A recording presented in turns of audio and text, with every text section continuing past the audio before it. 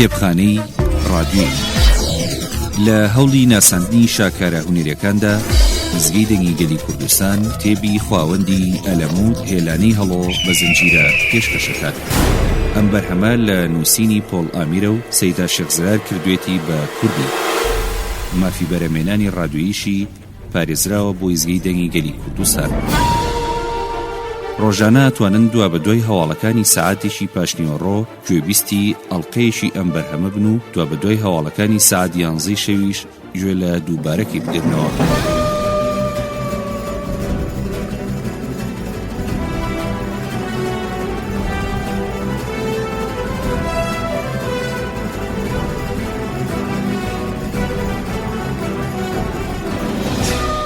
ئەڵقەی یەکەم. پاشان ئێوارە داهات و چراکانیان هەڵکرد و بانگی ئێوارە درا و مەحموودیش کە کارێکی نەما بوو بۆ نوێژکردن بەرەو مزگەوت بەڕێکەوت.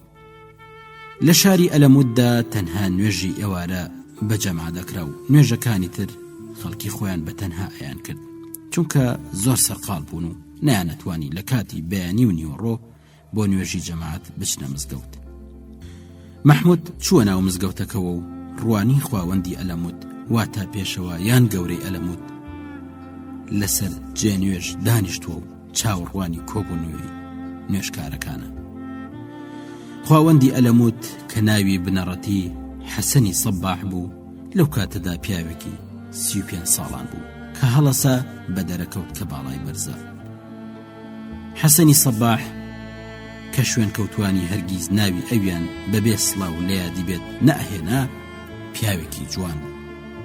ئەمڕۆ تێگەین کە ئەو نمونەی تەواوی نەژادێکی چاوڕۆژ بووە.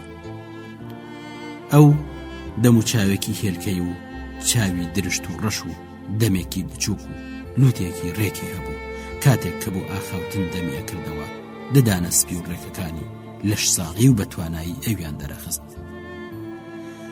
هەروەها شوێن کەوتوانی حەسەنیش کە لە شاری ئەلەموود و دەوروبەریدا ژیان هەمویان بەتوانا و لەش ساغ بوون. لەوێدا خەڵکی هەوای پاکی ئەو ناوچە شاخاوێیان هەڵەمژی و شتی قەدەغەکراویان نەئەکرد و حەشیشیان ناکێشا. دووبارەیەکەوە کە حەسەنی سەباح و شوێن کەوتوانی حەشیشیان ناکێشا و پڕ و پاگەندەی حەشیش کێشانی ئەوان بەهۆی نەزانی مێش و نووسان و یادداش نووسانەوە بوو کە وشەی حەشاش کە لە زمانی فارسی ئەو سەردەما بۆ دەرمان فرۆژ وتراوە بۆ کەسانە زانیوە کە حەشیشە کێشن. مەحموود دەستنوێژی گرت و چووە ڕیزی نوێژکارانەوە و ئەو دەم حەسەنی سەباح هەڵسا و خەڵکی لە دوای ئەوە نوێژیان دابەست. ئیمام واتە حەسەن سوورەتی فاتیحە و قول هو الله بەدەنگی بەرز خوێند و ئەوانی لە دوای ئەوە بوون هیچیان ناخوێن بۆ ئەوەی لەو ئاەتانە بگەن کە ئیمام ئەیخوێن.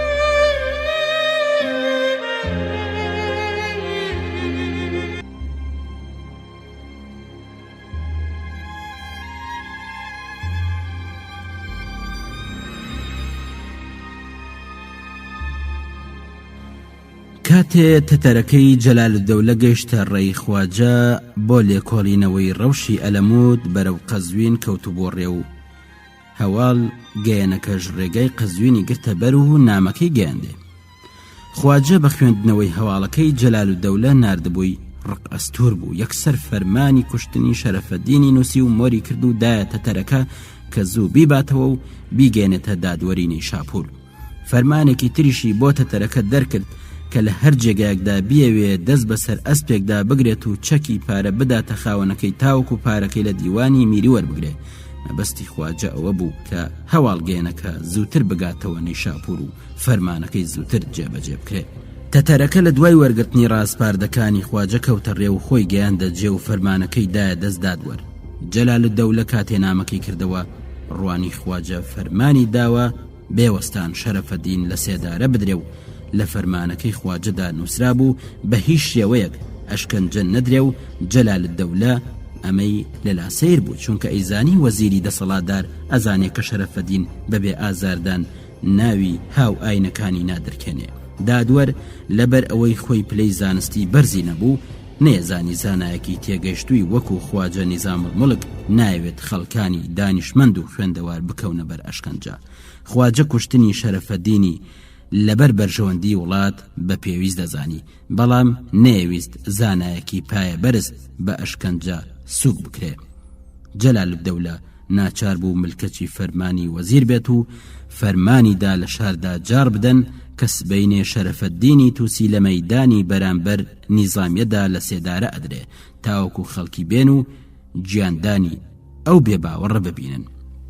ڕۆژی دوایی دانیشتوانی نەیشاپور بۆ بینینی لە سێدارەدانەکە لە گۆڕەپانی بەرامبەر زانکۆی نیزامیەدا کۆبوونەوە و شەرەفەدینیان لە بەندیخانە هێنایە دەرەوە و خەڵکی ڕوانیان مێزەری بەسەرەوە نییە و پێڵاوی لە پێدا نییە و مووسەر و ڕیشی ئاڵۆسکاوە، بەڵام بینینی ئەو بارە بەزەی هێنەرەی شەرەفەدین کەسی نەهێنایە بەزەی و دڵگرانی و ژن و پیا و نەفرەتیان لێیە کرد. هەموو مامۆستا و قوتابیانی نیزامیە تەنانەت ئەوانەی باتینیش بوون بۆ تەماشاکردن هاتبوون، نەوەکو تۆمەتی هەڵگەڕاویان بدرێتە پاڵ. شێخ یوسفیش لەوێ بوو. لەو کاتەدا ئەگەرچی دوژمنەکەی ئەکوژرا بەڵام دڵشاد نەبوو، چونکە بە ئارەزووی سەرۆکایەتی زانینگە نەگەیشت بوو. کاتێ شەرەفەدینیان هێنایە ژێر سێدارەکەوە چاوی کەوت بە مامۆستایانی زانینگە کە لە دەرەوەی دەروازەی زانینگە لە داورا و دەوری گۆڕەپانەکەدا وەستا بوون و لە ناویاندا شێخ یوسفی بینی و بە ئاماژەی پەنجە دەستی بۆ درێژ کرد و دێڕا هۆنراوەیەکی خوێن کەوا تاکەی ئەمەیە: ئەمڕۆ ڕەقیب لە مەرگی من دڵخۆشە و منیش دڵخۆشم، چونکە هەز دەکەم لە کاتی مردنمدا دڵێک هەیە لێم شادمانە. بەبیستنی ئەموتەیە فرمێسک لە چاوی شاگردەکانی شەرەفەدین کۆبەوە، بەڵام لە ترسی تۆمەتبارکردنیان بە باتینی ناچار نفرەتیان لە شەرەفەدین کرد. بەر لەوەی پەتی سێدارە بخێتە ملی شەرەفەدین بە دەنگی بەرز دوو گەواهیەکەی شوێنکەوتوانی باتینی وتی: باوەڕم هەیە کە حەسەنی سەباح سڵاو لە یادی بێ بەڵگەیە و باوەڕم هەیە کە پێشەوای ئاینی باتینی پەیدا ئەبێت و دێت و نەوەکانی مرۆڤ ڕزگارەکە. پاشان پەتەکەیان لە ملی خست و شەرەفەدین بۆ بان سێدارە بەرز کرایەوە و دەستی بەجیاندان کرد. خەڵکی لە تاو تووڕەیی لاشەی هەڵواسراوی نیوەژیانی شەرەفەدینیان بەردباران کرد و ئەوەندە بەردیان تێگرت کە لە بن سێدارەکەدا تەپۆڵکەیەکی بچووک لەبەر دروست ببوو. ماوەی 2 ڕۆژ لاشەی شەرەفەدین بە سێدارەکەەوە هەڵواسرا بوو. دوای ئەوە لەبەر بۆنکردن ناچار بوون دای بگرنە خوارەوە و هەندێک لە خەڵکی بەپێی داوای خۆیان پەتێکیان بە قاچەکانی و بەست و بەسەر زەویدا ڕایان کێشا و لە شار دەریان کرد تاوەکو لە سنووری نەیشاپور دوورکەوتەوە و لەوێدا لاشەکان بەبێ کفن و شاردنەوە فرێدا و بووە خۆراکی درڕندەکان. جەلالوددەولە ئەیزانی لە ناو قوتابیانی زانینگەدا کۆمەڵێ هەن کە بەهۆی کاریگەرێتی شەرەفەدین بوونەتە باتینی، بۆیە هەندێک سیخوڕی لە ناو خوێندنگاکەدا ڕاستپارد تاوەکو بزانن ئەوان چێن و ئایا لەگەڵ ئەلەموت و قەهستاندا پەیوەندیان هەیە یان نە.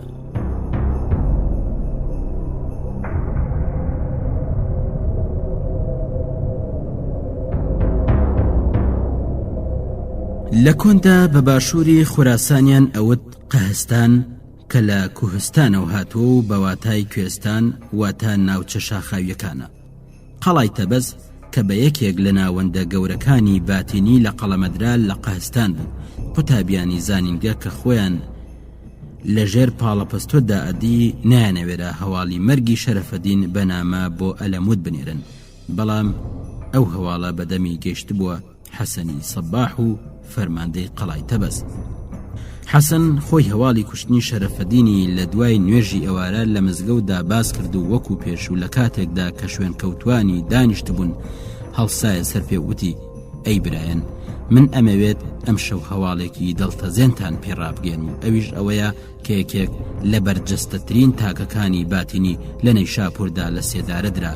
ئەو پیاوە شەرەفەدینی تووسی بوو کەوا بزانم هەمووتان ناویتان بیستووە و ئەزانن یەکێکە لە بانگهێشتکاران و سەرکردە گەورەکانی ئێمە کە توانی بووی کۆمەڵێ لە خەڵکی ڕێنمایی بکات و بیان هێنێتە ناو ئاینەکەمانەوە. من بە کوشتنی ئەو زانایە زۆر دڵگرانم و دڵنیام ئێوەش وەکو من بەبیستنی هەواڵی کوشتنی دڵگران ئەبن.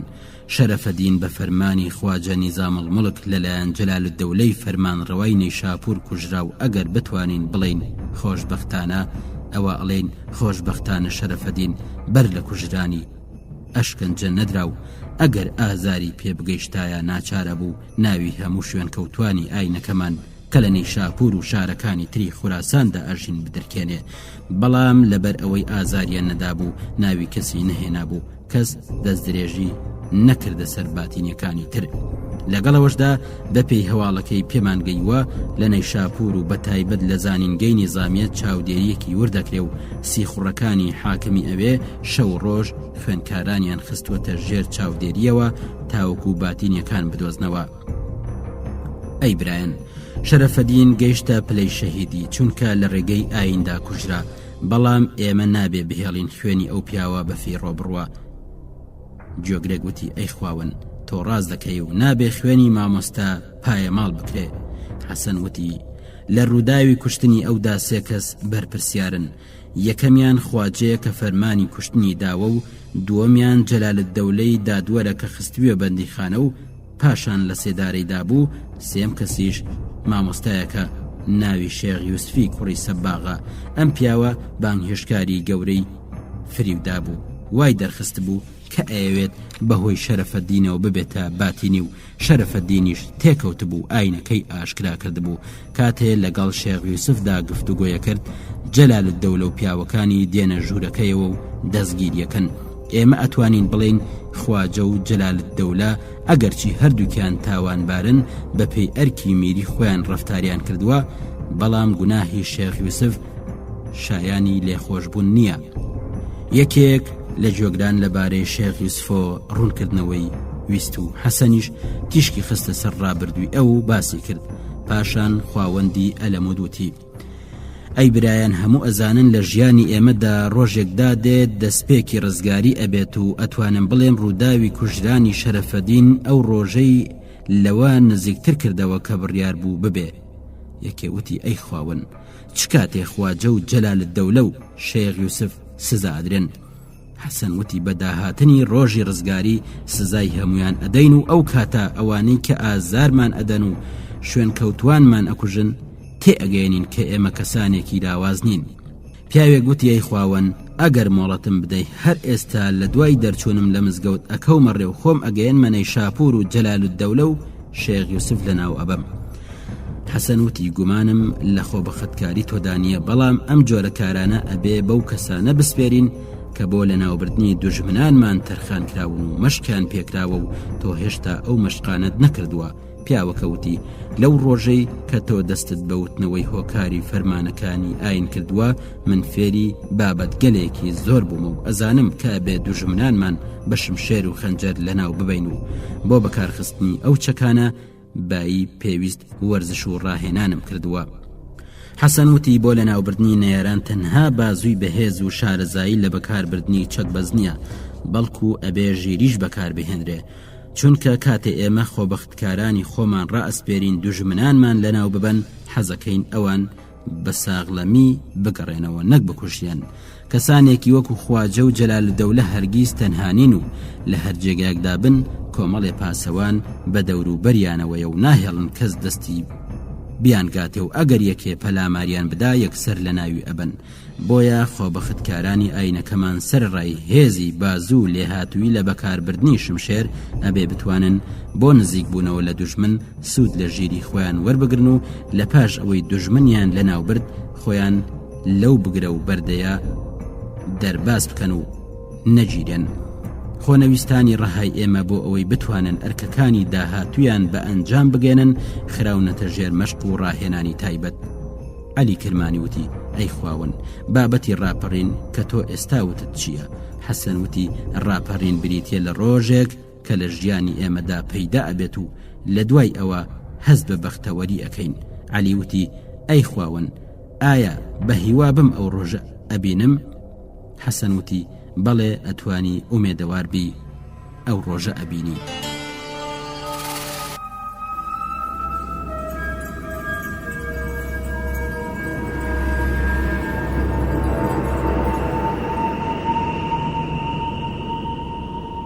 گەنجەکان بە فەرمانی شێرزاد ڕۆشتن و لە دوای هاتنە خوارەوەیان لە قەڵاکە مەودایان لە یەکتری وەرگرت و جیابوونەوە.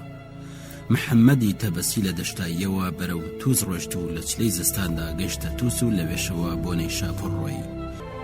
کاتێ پەتی سێدارەیان لە ملی پیاوەکە کردوویستیان بەرزی بکەنەوە هاواری کرد.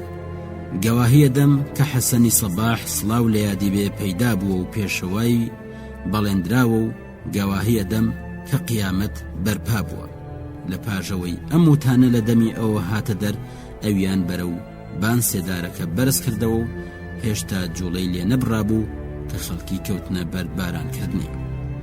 محەممەد لە دوای گەڕانەوە لە مەیدان لە شوێنی کارکردنەکەیدا دانیشت و بڕیاریدا کە هەر لەو ڕۆژەدا ئەرکەکەی پێشەواکەیان پێی سپێردەبوو ئەنجام بدات و پاشانیش. محەممەد لە پاژەوەی زانی شێخ یوسف خێزاندارە و شەوانە لە قوتابخانەوە بەرەو ماڵە گەڕێتەوە چاودێری ڕۆژانەی بەبێ سوودزانی و وای بە چاکزانی چاودێریەکەی بخاتە شەوەوە. ئەگەر چی نێتوانی شەوان لەو بازارگەیەدا چاوەڕوانی دەرچوونی شێخ بێت و دوای بکەوێ، چونکە لە کاتی شەودا ئێشکچیەکان بەوێدا تێئەپەڕن و هاوارەکەن و دەنگی ترسناکیان لە تاریکی شەودا ناچار بە هەڵاتنە کرد و ئەوانەی ژنی دووگیان واتە سپڕیان هەبوایە شوێنی خانۆکەی خۆیان بە پاسەوانان نیشانەدا تاوەکو لە کاتی ئێشەگرتندا لە نزیک ئەو خانوە هاوار نەکەن، چونکە هاواری ئەوان لە دڵی شەودا بەڕادەیەک تۆقێنەر بوو کە لەوانە بوو ئافرەتە دووگیانەکان سکەکەیان لەبار بچێت. محەممەد لە دەنگ ناترسا، چونکە ئیزانی دەنگی مرۆڤ شمشێر و نەیزەنیە تاوەکو زیانی هەبێ. بەڵام سڵی لەوە کردەوە کە ئەگەر لە کاتی شەودا کەمین بۆ شێخدا بنێت و پاسەوانەکان بیبینن، ئەی بنە لای بەرپرسی پاسەوانەکان و هەر چۆنێ بێ ئەیناسنەوە و تووشە بێ. بۆیە وای بە باشزانی لە بری ئەوەی لە بازارەکەدا لە بۆسەی شێخدا بنیشێ، هەر لە گەڕەکەکەی خۆیدا چاوەڕێی هاتنی بکە.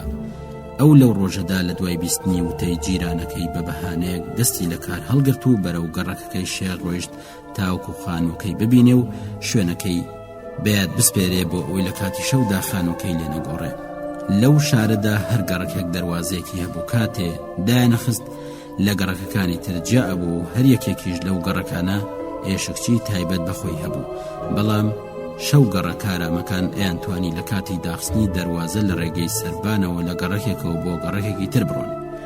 لە شەوانی هاویندا ڕۆیشتن لە گەڕەکێکەوە بۆ گەڕەکێکی تر مەترسی هەبوو، چونکە دانیشتوانی ئەوێ هاوینان بۆ نووسن ئەچوونە سەربان تاوەکو لە شوێنێکی فێنێکتر بنون و شەو گەڕەکان لەو کاتانەدا نەیانەتوانی ئەم بانە و بان بکەن مەگەر لە کاتی نووسنی خەڵکی، کەواتە زستانان کە کەس لە سەربان نەبوو ئەوان ئەیانتوانی بە سەربانەکاندا تێپەڕن. محەممەد لە قەڵاکەدا مەشق و ڕاهێنانێکی تایبەتی کردبوو کە بۆ ئاسانی تێگەیشتن ئەتوانین بڵین وەکو ڕاهێنانی کۆماندۆکان وابوو، وەکو ئەوەی چۆن لە دیوار سەرکەون و لە بربەستەکان تێپەڕن و لە پڕێکا پەلاماری دوژمن بدەن بە شێوەیەک کە نەتوانێ هاوار بکات و چۆنیش بە خێرایی خۆیان ون بکەن و هەتا دوایە. ڕۆژی دواتر محەممەد کە شارەزای جێگەکەی شێخ ببوو زووتر دەستی لە کار هەڵگرت و خواحافیزی لە دوکاندارەکەی جیرانی کرد و بەرە و سەرباخ ڕۆی و لە دوای گەیشتنی بۆ ئەوەی تووشی پاسەوان نەبێ لە کۆڵانێکدا کە ئیزانی ئەو بۆ ڕۆیشتن بەرەو ماڵ بەوێدا تێپەڕێ بە دیواری کۆڵانەکەدا هەڵگژا و لە سەربانی یەکێک لە خانووکان ڕاکشا و چاوی بڕیە کۆڵانەکە تاوەکواتنی شێخ یوسفی لەوە دیار بێ. ئەو وایە زانی شێخ بە تەنیایی دێتەوە ماڵ و پێشبینی ناکرد کە ئەو لەگەڵ فانۆسەڵگرێکدا بەرەو ماڵ دێت و کاتێ ڕوانی بینی یەکێک لە پێش شێخەوە ئەڕوات و فانۆسی بەدەستەوەیە. بۆیە لە دیوارەکە دانەبەزی، چونکە زانی کە ناتوانێت لە یەک کاتدا دوو کەس بکوژێ و پەلاماری هەرێکێکیان بدا ئەوەی تریان هاوارەکات و سەرنجی ئێشکچی و ماڵەکانی دەور و بەر ڕاکێشێ. هەروەها ئەو نەیەویست فانۆسەڵگرەکەی شێخ بکوژێت، چونکە ئەیزانی تاوانێکی نییە، بۆیە هیچی نەکرد و مایەوە تاوەکو شێخ یوسف چوە ماڵەوە و فانۆسەڵگرەکە گەڕایەوە و لە دەروازە چوە دەرەوە. محەممەد ویستی لە سەربان بێتە خوار و بگەڕێتەوە، بەڵام هاتەوە یادی کە شێخ یوسف پێشنوێژی مزگەوتی گەورەیە و دوور نییە بەرە بەیان بۆ نوێژ بچێتە مزگەوت و بێگومان کەسێک کە بیەوێ سپێدەدەم بۆ نوێژی بە کۆن بچێتە مزگەوت و پێشنوێژی بێ ئەبێ کاتێ بەرەو مزگەوت بڕواکە هێشتا هەوا تاریکە و لەو کاتەدا دەروازەی گەڕەکەکان بۆ هاتوچۆی ئەوانی ئەیانەوێ بۆ گەرما و یان مزگەوت بڕۆن ئەکرایەوە. محەممەد لەو شەوە ساردەدا بڕیاریدا تاوەکو بەیانی لەوێدا بمێنێتەوە تاوەکو ئەگەر بەرەبەیان شێخ بۆ نوێژ لە ماڵ دەربچێ پەلاماری بدا. ئەو تاوەکو بەیانی لەو سەربانەدا لە سەرمای سەختی ئەو شەوە زستانیەدا دانی بەخۆداگرت و لە تاو سەرما چرکەیەکیش نەنووست و هەندێک جار بەهۆی تاوسەندنی سەرماوە هەڵە لەرزی و هەندێک کات تووشی بارێگە بوو لە نێوان خەو بێداریدا و لە پڕێکا دەنگی ترسناکی ئێشکچیەکە کە بەردەوام لە دوای ئەودا سەگەکانیش ئەکەوتنەوە ڕین ئەویان ڕائچڵەکاند و سەیری ناو کۆڵانی ئەکرد و ئەیڕوانی ئێشکچیەکە نەیزە و فانوسێکی بەدەستەوە بوو بەوێدا تێپەڕین. ئەو هەر جارێک ئەیڕوانیە کۆڵان وریا بوو کە پاسەوانەکە نەیبینێ چونکە ئەوان کاتێک کە بەوێدا تێئەپەڕین و هاواریانە کرد مەبەستیان ئەو بوو کە شەوگەردەکان تێبگێنن ئەوان بە ئاگان و هەروەها ڕێگا لە خەوتنی هاوکارە ئێشکچیەکانی خۆشیان بگرن بۆیە جارجار ئەیان ڕوانیە بان دیوارەکان تاوەکو بزانن کەس بەو سەربانانەدا تێئەپەڕێیانە.